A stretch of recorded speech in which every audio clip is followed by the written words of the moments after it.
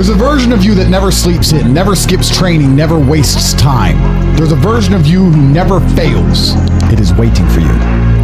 Genuinely ask yourself a question, you at home. If you had done those things for the last 2 years, you never skipped a training, you never wasted time, you never scrolled TikTok, you never sat aimlessly on the internet typing in garbage, never played video games, you never wasted time. You never skipped training, you were training every single day. You never slept in, you were never lazy. There's this version of you. Imagine the person you would be. Genuinely imagine what you would look like. Imagine where you would live. Imagine the car you would drive. Imagine how much your woman would respect you. Imagine the love you would see in her eyes when she looks at you with adoration like a king. Imagine your existence. That person is waiting for you, and the only thing that's stopping you from being that person is your monumental laziness. You can have it. The universe is very giving. It will give you anything you work for. I've never seen somebody try for something with all of their might and not get it. The only people who do not have the things they want are the people who do not try for them. I've never seen a person wake up and say, my only dedication in life is to solve a Rubik's Cube and fail. You are not stupid. You are not incompetent. You are lazy and arrogant. It's extremely important you understand that that person is waiting for you, and you are declining that version of yourself. In the multiverse, in the many different versions of the universe that exist, there is a version of you that does those exact things, and he is a greater person than you can even fathom. You can transform yourself into that guy. You can be a top G. That's exactly what I did. I knew who I was going to have to end up being before I became that person. My brother and I are not from rich families. We are not from advantaged beginnings, but I knew I had to be a big, strong, fighting billionaire. That's what I knew I had to be. Discipline is the key to success. If you cannot force yourself to do something you don't want to do, how are you ever going to put yourself through the suffering required for greatness? If you cannot force yourself to train when you do not want to train, if you cannot force yourself to work when you don't want to work, if you can't force yourself to not log into Pornhub or force yourself to eat right, how can you possibly ever become a monumentally successful person if you cannot control yourself long enough to do what must be done as opposed to what you feel like doing? The only people who get to live their lives based on how they feel are women and children. Children can cry because they feel like crying, as can a woman. A woman can start an argument because she feels like arguing, as can a child. A man must do what he is supposed to do irregardless of how he feels. That is the key component to masculinity, is discipline. If you do not have the discipline to dedicate yourself to anything, you are going to fail and be crushed by the people who can. If you only go to the gym when you feel like going to the gym, you're never going to be as strong as the people who go to the gym when they don't feel like going to the gym. That is a reality of life. So, I train every single day. I've actually heard from some people saying, you overtrain. And I explained to them, one, I don't believe in rest. I'm not you. I'm not pussy, and I'm not broke like you are, Mr. Fitness Trainer, standing around the gym teaching people for $50 an hour. I don't need to listen to you. Secondly, I don't train because I want to get bigger. I train every day because it is difficult to train every day. It hurts. I don't want to. I wake up and I'm busy. I have other things to do. I don't feel like doing it, so I force myself to do it 7 days a week, 365 days a year, so that I know I'm the kind of person who can do what he doesn't want to do when it needs to be done. I am that man, and it is more of a mental exercise than a physical exercise at this point. How can you ever outcompete me if I can force myself to do the things I don't want to do and you cannot?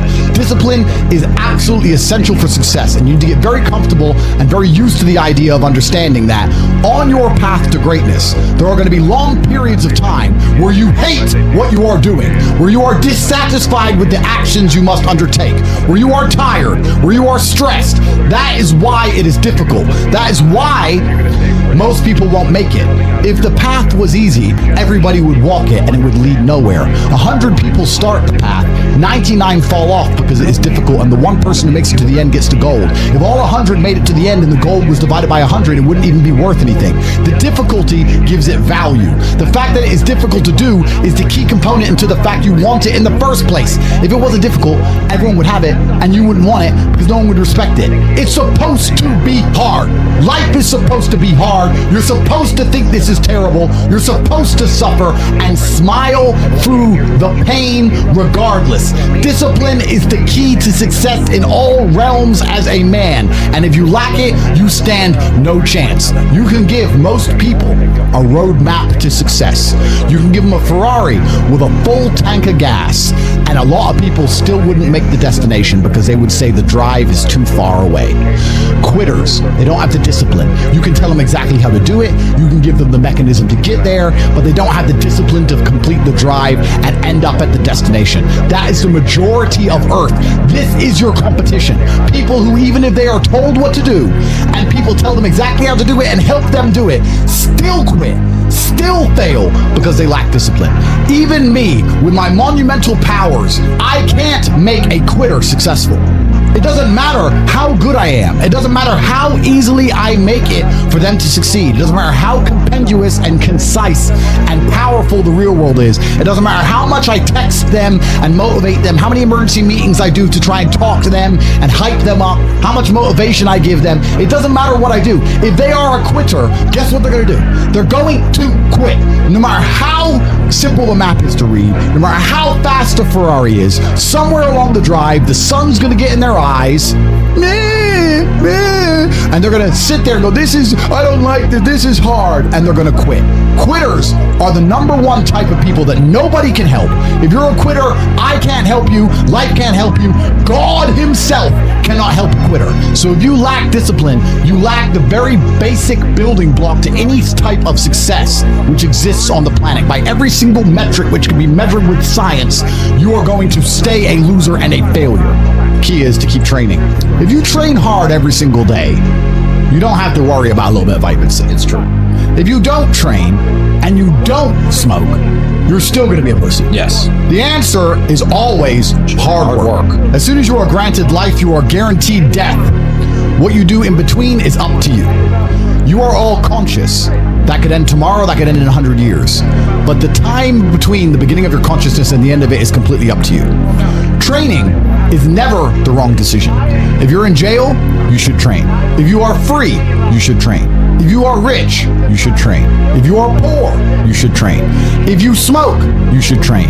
If you don't smoke, you should train. If you drink, you should train. If you don't drink, you should train. You cannot escape that hard work is always the correct decision. There is no time in any scenario when working hard is going to be the wrong answer. You should always try your very best in all things. I will smoke 10 cigars a day and beat the shit out of you because I train harder than you can possibly fathom. Pain is an extremely important part of the equation. Pain is the elixir of success. When people say this bad thing happened to me and I'm suffering, I say good. It is pain which is required. It's one of the elements in the chemical reaction. If a chemical reaction requires 5 particular distinct compounds and you have 4 and you're missing 1, it simply doesn't work. Pain for a man is one of the most important elements in becoming successful. Batman is Batman because they killed his parents. If they did not kill his parents, he would not be Batman. You're supposed to suffer. You're supposed to take that pain. The worst thing that can happen to you as a man is you live a life with no pain in it. To be born into a rich family and have a nice easy life and be given money and you don't have to go to the gym and not have to train because you have bodyguards and sit around like a fuck up. You're going to be miserable and unhappy and a drug addict buying prostitutes. You're only going to have women who adore you. You're only going to feel confident in yourself and feel happy when you've been through hell and come out the other side. The pain is required, and you'll often notice that people who are better than you are people who have suffered more than you have suffered.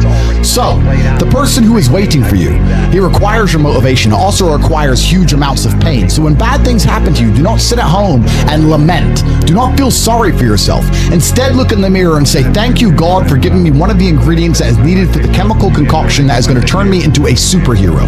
Because pain is an extremely important one. In fact, it's one of the most important ones for a man. Everything is war. All of it. Sitting in the commute without losing your patience is war. Trying to find a way to escape your slave job is war. Keeping your wife happy and your children inspired is war. Training to become stronger than before is war. It is all war, and it cannot be avoided. And I'll tell you why it's war, because war is 2 opposing sides trying to achieve the same goal. 2 opposing sides want the same land or the same influence over X land. And the car you want, the Ferrari, you're not the only person who wants it. The reason it's so expensive is because other people want it. The girl you want, the beautiful woman, Everyone wants her. It is war. It is competition. Everything about life as a man is war. It is conflict because you are competing against the other men who want it the same, which is why discipline is such an important thing, which is why you must take the pain and add it to the concoction to become as formidable as possible. Life is war. This idea that you can go through life as a man and avoid war is probably the biggest mistake that most men make, because it is impossible for you to achieve anything significant without war. Running a business is war. Running a hotel, running a restaurant, running an online company, it's war. Training is war. Life as a man is war. You need to wake up and view it exactly as what it is. Everything I want, other people want. Everything I desire, other men are trying to get. This is a war and I must outcompete them. That is the best possible mental model you can have. Even in jail, it was a war for who could stay most calm. A war who could control their mind the best. A war for who could suffer the least. That is war. I was surrounded by people who lost their minds and I refused. It was a battle and I was successful. Life in and of itself as a man is a never-ending struggle and a never-ending battle. It is the constant of the human condition. Evolution requires pain. While others complain that they do not feel happy enough, I'm happy I'm struggling. I don't want to be happy. I want to be great. This is the beauty of life as a man. You understand? I don't care. I'm happy to be struggling. I wanted to fight. You wanted to win. I wanted to fight. That's the difference. You're concerned with winning. I wanted to just fight. And we're fighting. That is the beauty of life as a man, to be great. If you concern yourself only with being happy, you are once again acting like a female or a child. Happiness is fleeting. It doesn't even matter if you're concerned only with the hedonism of happiness. You're going to drink alcohol and go to parties and go to festivals and take drugs. I want to be happy. Who cares? I want to be great. I want to be great all of the time. And let me ask you a question as a man at home, genuinely, truthfully. Would you rather be a loser who's always smiling, a happy loser, or would you rather be a stressed winner? Because I'll tell you something about winners. Most of them are stressed. We are stressed. We're stressed. Putin is stressed. Genghis Khan was stressed when his messenger turned up after a 4-week ride with updates from the battlefront of Iran.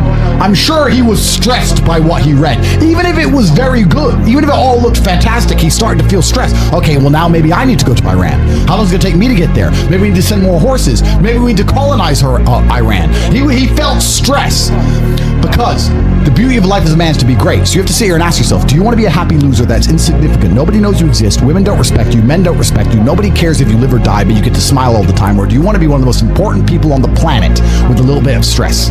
I am brilliant because I've decided to be brilliant. And if I have to sacrifice happiness to be brilliant, then that's fine. You know what the great thing about it is? You know it's amazing what God gives, how the whole world becomes full circle? If you stop caring about being happy and you start caring instead about being great, guess what you end up being? Great. Along with great. And you know what? Yeah. Happy. You end up happy if you forget about happiness and try to become great. You will never be successful if you're concerned about being happy, so forget about it. I like to consider myself a wise old man, and I'm trying my best to encourage and instigate a revolution amongst the youth where men take absolute self-accountability and they believe in themselves and they take responsibility for absolutely everything. As a man, you are most formidable if everything is your fault. If it rains outside and you get wet, that is still your fault. Can you control the rain? No. Could you have brought an umbrella? Yes. You need to blame yourself for all things, the good and the bad. And by doing this, you take absolute self-accountability, which allows you to build a mental model in which you will find solutions, 1, 2, avoid trouble because you know that anything bad happens to you is your fault, and 3, be the most fearsome competitor possible because we're living in a very competitive world nowadays amongst the elites. The people who understand that you're living inside of a fish tank are trying very hard to get out, and you have to make sure that you can outrun some of them if you want to escape. There's an age-old adage: if a bear is chasing a group of people, you do not have to be the fastest one. You just have to be faster than the slowest. The slowest person is going to die. So as long as you're ahead of the majority of people, you stand a very good chance of avoiding slavery. Being a powerful man isn't always about furious anger and instilling fear. As enemies attempt to attack your energy and lower your vibration, understand this: power is untouchable. Power may notice, but it doesn't care. Sometimes power is simply not giving a fuck. Being a powerful man isn't always about furious anger and instilling fear, meaning sometimes it is. You need to retain the capability to instill fear with furious anger. A man who cannot do that is not a man. It is one of the cards you need to have in your deck. However, more often than not, when you're in a true position of power, you will play the alternate card, which I'm describing here as simply not caring. How can you not give a fuck about things? Well, I'll tell you how. If you're filthy rich and you have a strong network of people around you who you trust, and you have a good family, and you have beautiful children, you have women who love you, and you have beautiful supercars, you live with your best friends in a compound, you have armed guards, and you're proud of yourself, and you're strong, and you train hard every day, and you're monumentally successful, and all of your dreams come true, and if you want something, you can instantly snap it up. You want a Pagani, you want a Bugatti, you want a $25 million apartment, anything you want, you buy. It's very easy to not give a shit about the opinions of people who don't have one fraction of your success. And what these people are trying to do is drag me, I'm using me as an example, but we can also use it for you.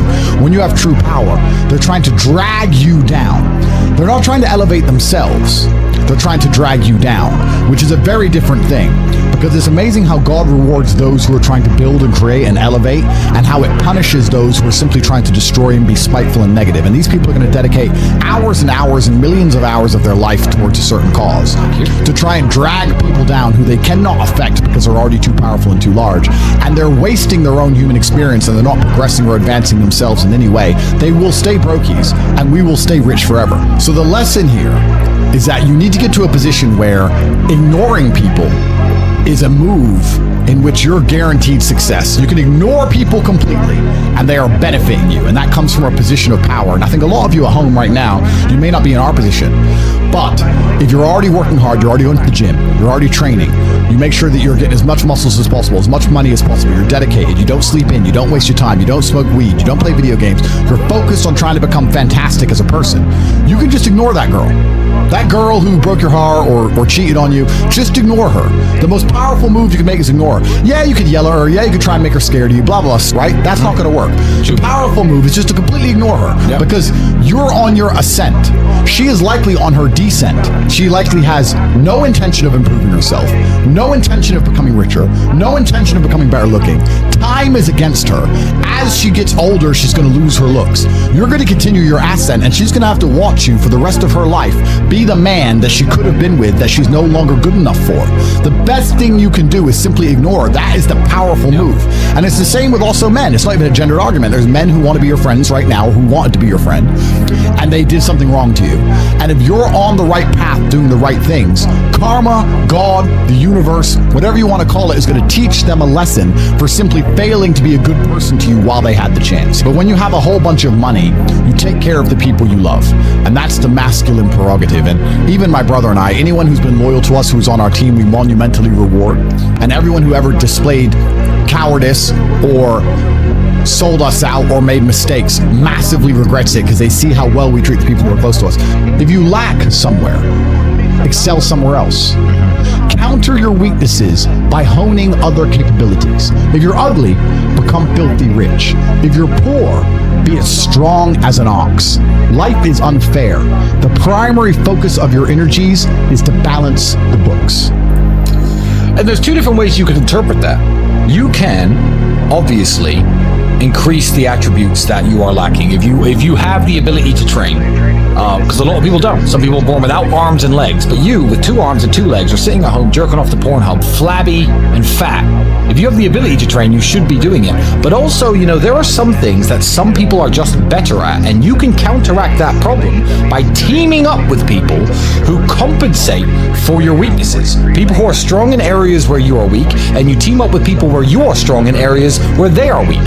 I don't think between the people in this house and our group of friends, we lack anything. Correct. Anything. Literally anything. We can sit as a group and have a conversation about anything with anyone in the world and give useful insight and change people's lives for the better, because although I am not perfect, our team compensates one for each other. And that's the point of brotherhood. So excel in one area if you lack in others. I have people say to me, Andrew, I'm short. What do? I'm short. Okay, God made you short. Fine. Good. Doesn't matter. You can't change it. What you can do is become as strong as an ox and become filthy rich and monumentally important and extremely influential. You can do that. People say, I'm poor. You should be strong. Oh, I'm strong, but I don't have any money. Okay, then teach others to be strong. Yes. There's always a way you can take your advantages and use them. And by teaming up with other men, the other people, you can build a team in which there are no weaknesses. So if you have a disadvantage, you also have somewhere God has given you a distinct advantage over others, and it is your duty to excel in that realm. It is your duty to become so monumentally influential and powerful within that specific criteria in which you have the capability to be brilliant, that your weaknesses no longer appear because they can be simply overshadowed by your network or overshadowed by your absolute competence. By constructing the correct mindset, you can be in the exact same scenario you're currently in, living the exact same life with a different mental model in which you view the world, and you will not only feel more powerful, you will be more powerful, you'll achieve more amazing things, you will be greater, you will be happier, with the same car, the same woman, the same house, the same income, the same everything, but your mind changes the lens in which you view the world. Lenses change things, rose-tinted glasses, perhaps dark glasses. You can put glasses on, change the lens, and you can view the world differently by changing how your mind is constructed and put together and the way you view the world. That is the point of mental Aikido.